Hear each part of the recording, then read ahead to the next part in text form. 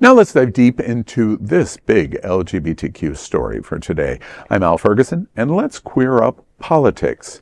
Maine's governor beats Trump, restores meals while defending trans kids. The Trump administration has backed down now after a federal court blocked his attempt to cut off school meal funding to Maine, a punishment for the state's refusal to ban transgender girls from girls' sports. Under the recently announced legal settlement, the USDA agreed to restore access to millions in nutrition funding and stop using school meals to enforce President Trump's anti-trans order, at least for now. The move follows a tense February showdown at the White House between Democratic Maine Governor Janet Mills and Donald Trump. Trump demanded she comply with his executive order banning transgender athletes or lose all federal funding. She refused, and in the recent statement, Maine Attorney General Frey said, quote, "It's unfortunate that my office had to resort to federal court just to get USDA to comply with the law and its own regulations. But we are pleased that the lawsuit has now been resolved and that Maine will continue to receive funds as directed by Congress to feed children and vulnerable adults," end quote. Still, Trump's administration is pursuing a separate lawsuit threatening $250 million in education funding. Advocates say this is part of a broader campaign to roll back transgender rights. Meanwhile, the ACLU is tracking over 575 anti-LGBTQ bills nationwide as trans youth remain under political attack despite making a tiny fraction of student athletes. Well, at the end of the day, congratulations, Maine. Right. Donald Trump is a bully. Mm-hmm. Period. He's a bully. And whatever at the particular moment that he wakes up at 2:31 a.m. and says, "Oh, I'd like to do that," that's the decision making that he does. I cannot imagine how pissed off he was on this decision, because there's nothing more, I suppose, that Donald Trump hates than not getting exactly his way. And here was the moment. I watched it live on MSNBC.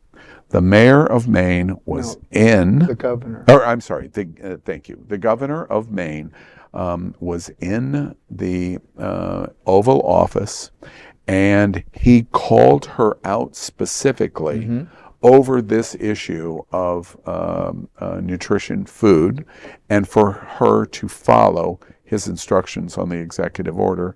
And she politely said, basically, no, I'm not going to do that. That's not what we're going to do. And he flippantly said, okay, well, I'll see you in court. Yeah, Donald, you did. How'd you do? Well, see, now, I applaud, of course, Maine and the governor, but I'm saying this to everybody who watches the show, the allies, and I'm even saying it to the Republican MAGA people. There are less than 10 college transgendered athletes in a sea of 524,000 plus college athletes.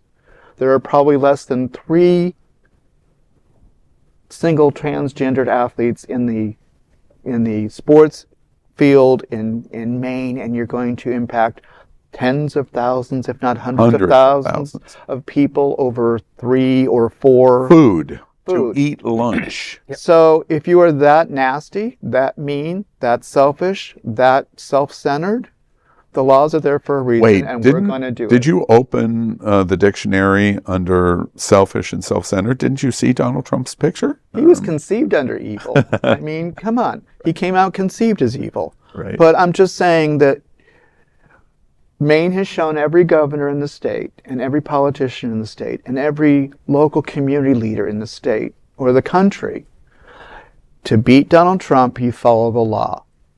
And fight. And you fight. Don't capitulate. Don't make enemies. Don't tease. Don't, do whatever. Just follow the laws. Let it work out in the system, and eventually you will win. Yeah. And that's just how we're going to have to do it. Yeah. Like, the Williams Institute It estimates that 1.4% of the youth aged between 13 and 17 identify as transgender.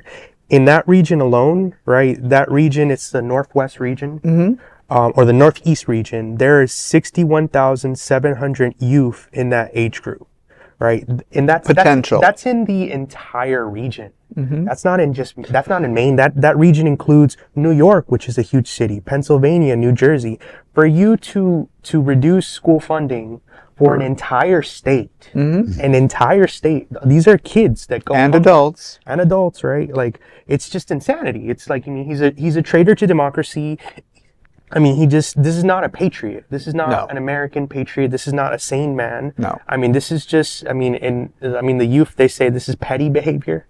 That's the word, petty, right? I think it's stronger, but that's it's okay. stronger, right? And it's kind of sociopathic, but he's not really thinking logically, right? No, he's thinking about his statues and naming shit after himself. You know, it's just not, I mean, trans kids are kids, right? And we're back to this thing where it's like trying to be empathetic and compassionate, and those things escape him. You know, I honestly, and I really believe this. This has nothing to do with trans. No, it has nothing. It's scapegoatism. It has to do with creating a boogeyman, creating an enemy. So we'll look over here and not look over here.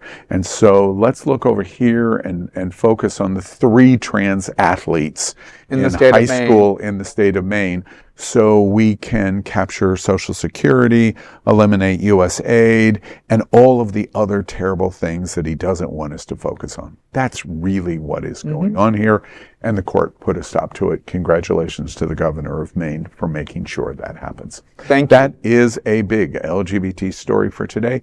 There is no other queer nonprofit media platform like this in the entire world. Support our LGBT stories by